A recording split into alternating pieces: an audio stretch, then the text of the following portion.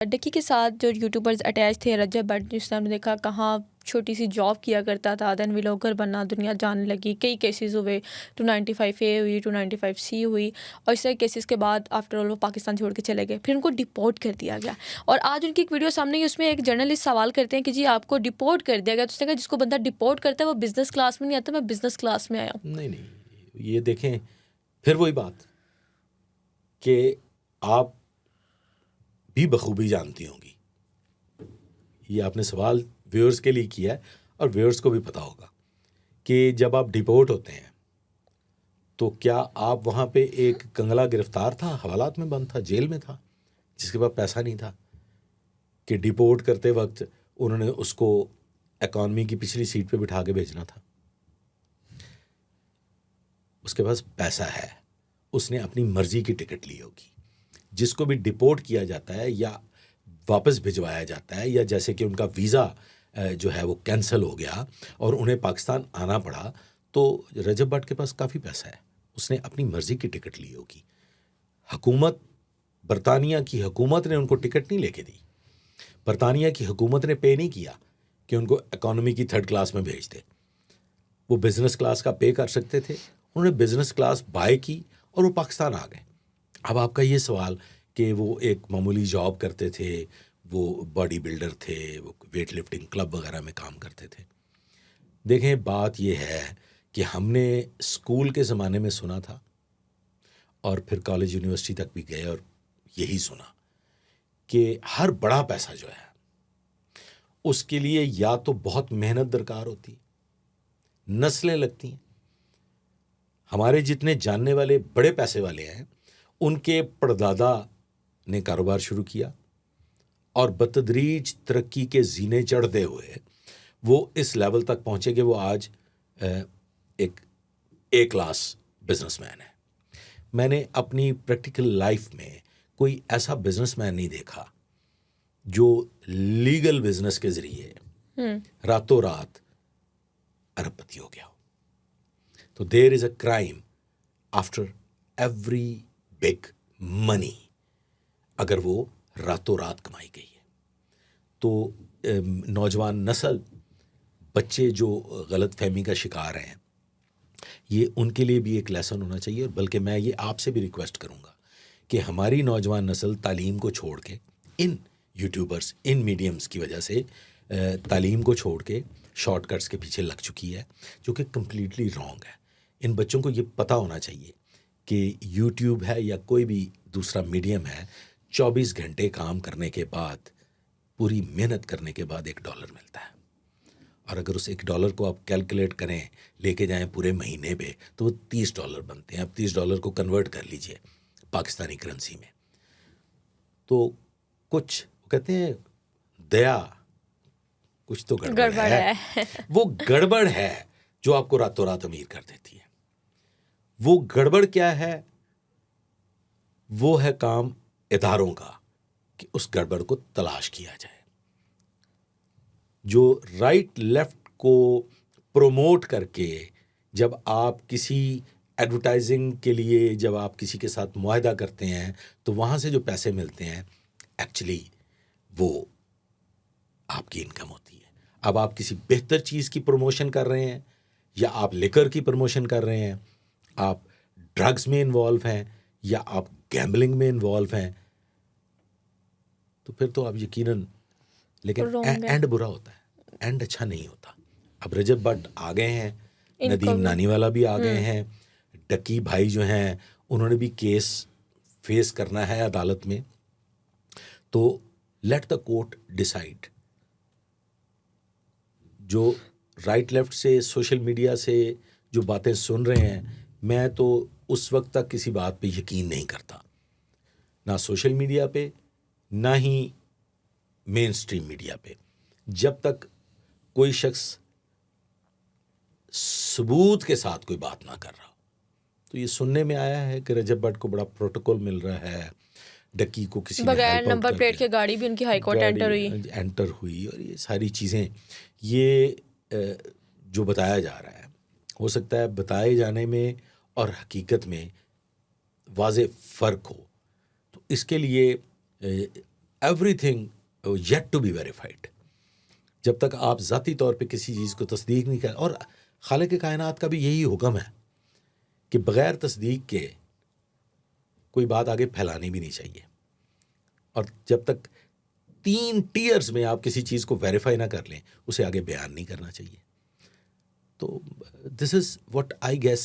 یہ تو چلیں اگر ہم بات کر لیں, یہ تو تھے سوشل میڈیا کے کیسز, جو کہ ایک ولاگر کے ساتھ ہو گیا, ٹک ٹاکر یا یوٹیوبر کے ساتھ ہو گیا, اس نے ایک ویڈیو بنا دی, اپلوڈ کر دی, تو جو ویورز ہے یا آڈینس ہے ان کو ڈیٹیلز مل گئی کہ ان کے ساتھ کیا ہوا.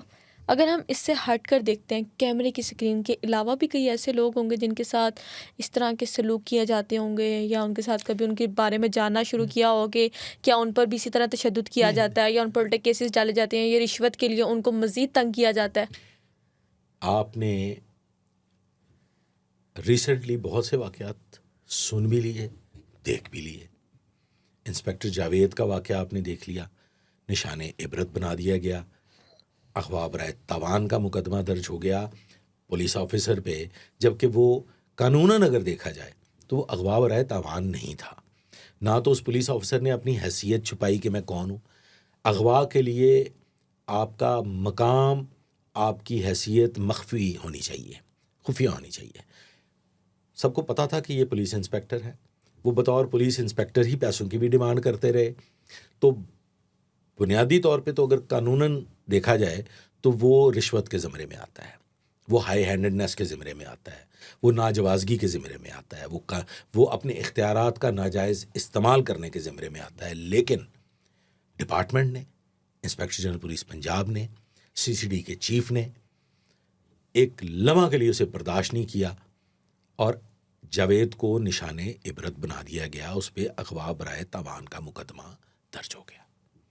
سملرلی دوسری جانب چونگ میں ایک زیر تربیت جو آفیسر تھا, اس پہ بھی آپ نے وہ کیس دیکھ لیا ہوگا, ڈکیتی کا مقدمہ درج ہو گیا. ایک نوجوان نے, وہ بھی پولیس آفیسر تھا, اس نے ایک جگہ پہ گاڑی فراڈولنٹلی دھوکے سے نوسر بازی کر کے ایک خاتون سے گاڑی لے گیا, اس پہ بھی سنیچ کرنے کا ڈکیتی کا مقدمہ درج ہو گیا. پھر ایک اور پولیس آفیسر عمار شادرہ کے علاقے میں کرائم میں انوالو تھا, اس کو بھی نشان عبرت بنا دیا گیا. ابھی ریسنٹلی سی سی ڈی کام کر رہی ہے, کرمنلز کو پکڑ رہی ہے, اس میں بلا تفریق کارروائیاں ہو رہی ہیں.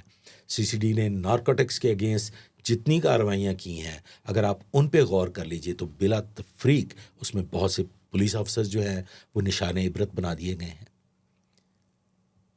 اور آئندہ آنے والے وقت میں بھی آپ دیکھیں گے کہ جو قانون نافذ کرنے والے ادارے ہیں, اگر وہ کسی کرائم میں انوالو ہیں, اگر وہ کوئی کرمنل ایکٹیویٹیز کر رہے ہیں, تو پھر وہ نشان عبرت ہی بنیں گے, ویسے ہی نشان عبرت بنیں گے جیسے کہ باقی کرمنلز ان جنرل بنتے چلے آ رہے ہیں اور آئندہ بھی بنتے رہیں گے.